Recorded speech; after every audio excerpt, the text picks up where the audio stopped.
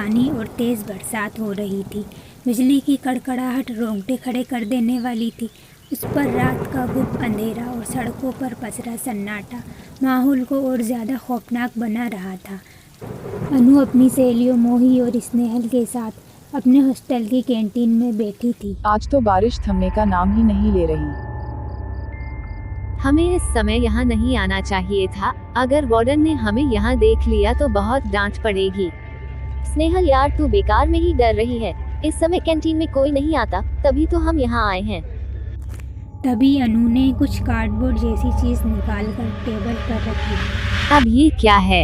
ये Ouija board है। अब भला ये ओएजा बोर्ड क्या बला है? अरे यार, कौन है ये लोग? कहाँ से आते हैं? स्नेहल यार, तू किस दुनिया में रहती है? अनु, ये स्नेहल तो बहुत बोरिंग लड़की है, इसे मेरे सामने से हटाओ। बस कर मोही, अब ज्यादा ओवर एक्टिंग मत कर। स्नेहल, ये ओएजा बोर्ड है, इसकी मदद से हम आत्माओं से कांटेक्ट कर सकते हैं। ओह अच्छा, क्या आत्माओं से कांटेक्ट? हाँ, आत्मा यानी कि भूत प्रेत चुड़ैल पिशाच। हाँ हाँ हाँ। बाप रे बाप, तुम लोगों ने मुझे ये पहले क्यों नहीं बताया? मैं तो रूम में वापस जा रही हूँ।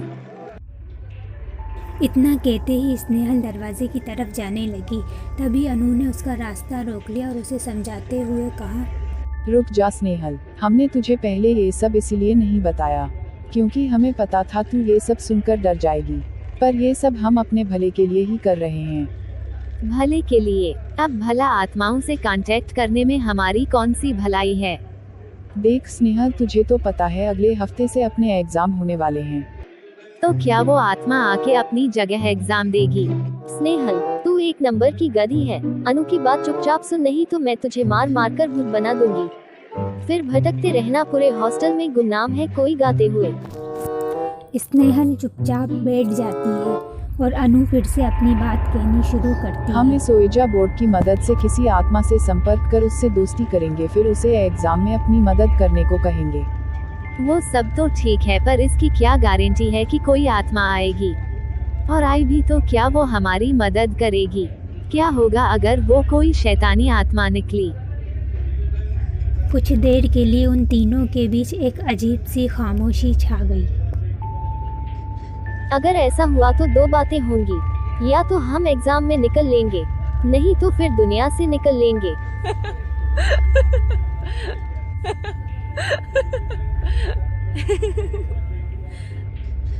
कुछ नहीं होगा यार, तुम लोग बेकार ही डर रहे हो। अब चलो जल्दी करो, पहले ही बहुत देर हो चुकी है। हाँ, और ऊपर से ये महारानी स्नेहल देर से भी आई है, पता नहीं रूम में अकेली क्या कर रही थी। ठीक है अनु, तुम लोग कहते हो तो ये भी करके देख लेते हैं। आज तक इतने एडवेंचर साथ किए हैं, तो एक और सही, पर ये आखिरी बार होगा। ठीक है? ठीक है। ओके।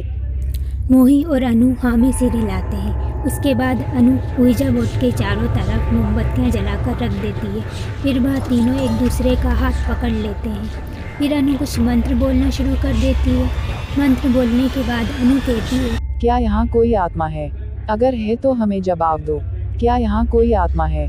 अगर है तो हमें जवाब दो। अनु बार बार ये दोहराती है मगर कुछ नहीं होता। इस पर मोही झुंझलाकर कहती है, मुझे नहीं लगता कि ये ओएजा बोर्ड किसी काम का है। हम सिर्फ और सिर्फ अपना टाइम खराब कर रहे हैं। तभी कैंटीन की लाइट फ्लिकर करने लगती है। ये देखकर अनु एक्साइटेड हो जाती है और एक बार फिर अपना सवाल दोहराती है, क्या यहाँ कोई आत्मा है? अनु के इतना कहते ही ओएजा बोर्ड का सिक्का यस की तरफ सरक गया। मुझे डर लग रहा है यार, चलो वापस चलते हैं। जान रही तभी तो एग्जाम देंगे। चुप कर, अभी तो मजा आना शुरू हुआ है। अनु, तू कंटिन्यू कर। क्या तुम अच्छी आत्मा हो? अनु के इतना बोलते ही ओएजा बोर्ड का सिक्का मुंह की तरफ सरक जाता है। ये देखकर उन तीनों के होश उड़ जाते हैं। ये सब क्या है? मैं वापस जा रही हूँ, मुझे नहीं करना ये। अगर हमने इसे बीच में छोड़ा तो वो आत्मा हम में से किसी को जिंदा नहीं छोड़ेगी। प्लीज स्नेहल, चुपचाप बैठ जा। तो तुम अब हमसे क्या चाहती हो? ओएजा बोर्ड का सिक्का सरकता है।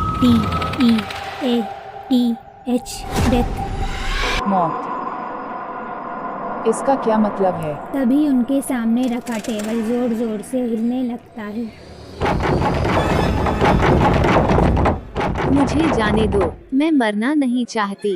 ओह नो प्लीज। इतना कहकर स्नेहल जोर जोर से रोने लगती है।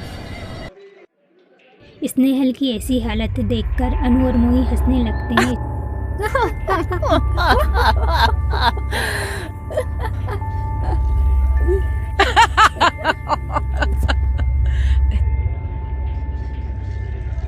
स्नेहल उनकी तरफ हैरानी से देखती है। तू कितनी डरपोक है स्नेहल, जरा अपनी हालत तो देख। सॉरी यार, हमें माफ कर दे, हम तो बस तेरे साथ छोटा सा प्रैंक कर रहे थे। क्या क्या कहा तुमने? प्रैंक? हाँ प्रैंक। तो तुझे क्या लगा हम यहाँ सच में किसी आत्मा को बुलाकर उससे मदद लेने वाले हैं? ओह कमोन स्नेहल, हम आज के जमाने की लड़कियाँ हैं और हम इन सब में यकीन नहीं करते। तू करती है क्या? पहले नहीं करती थी पर अब। अरे यार, हम सब एग्जाम की वजह से इतनी टेंशन में थे और तेरे लिए तो हमें डर भी लग रहा था कि कहीं तू डिप्रेशन में ही न चली जाए, इसलिए मैंने और मोही ने मिलकर ये प्लान बनाया। पर वो सिक्का अपने आप कैसे सरक गया और फिर ये टेबल अपने आप कैसे हिलने लगा? और लाइट उसका क्या? अरे इसमें कौन सी बड़ी बात थी? उस ओइजा बोर्ड के नीचे अनु ने मैग्नेट लगाया हुआ था जिसकी मदद से वो सिक्के को सरका रही थी और इस टेबल को भी तुझसे छिपकर हमने ही हिलाया था।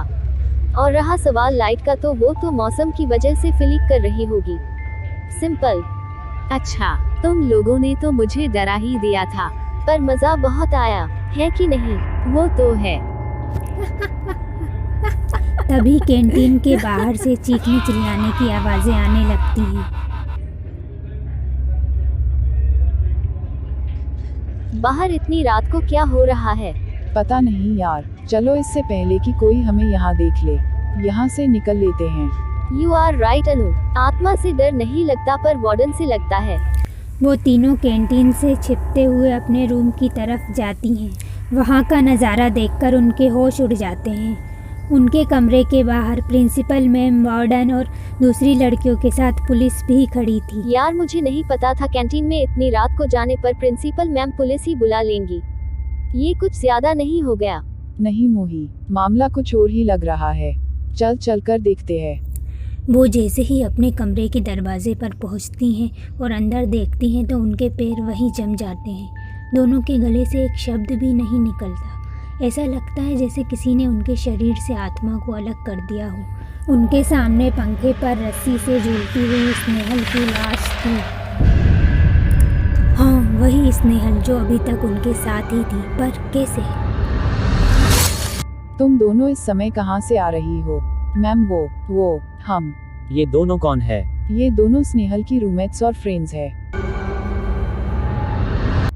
स्नेहल को क्या हुआ? आपकी फ्रेंड ने डिप्रेशन में आकर आत्महत्या कर ली है। सुसाइड नोट मिला है। इंस्पेक्टर के इतना कहते ही अनु और मोही कमरे से बाहर आ जाते हैं। वो दोनों डरी हुई निगाहों से एक दूसरे को देखते हैं। तभी पीछे से कोई उनके कंधों पर हाथ रखता है। वो स्नेहल की आत्मा थी। वो उनके करीब आकर फुसफुसाती है। कभी कभी आत्माओं को बुलाने के लिए किसी ओइजा बोर्ड की जरूरत नहीं पड़ती, वो बिन बुलाए ही आ जाती है, जैसे कि मैं।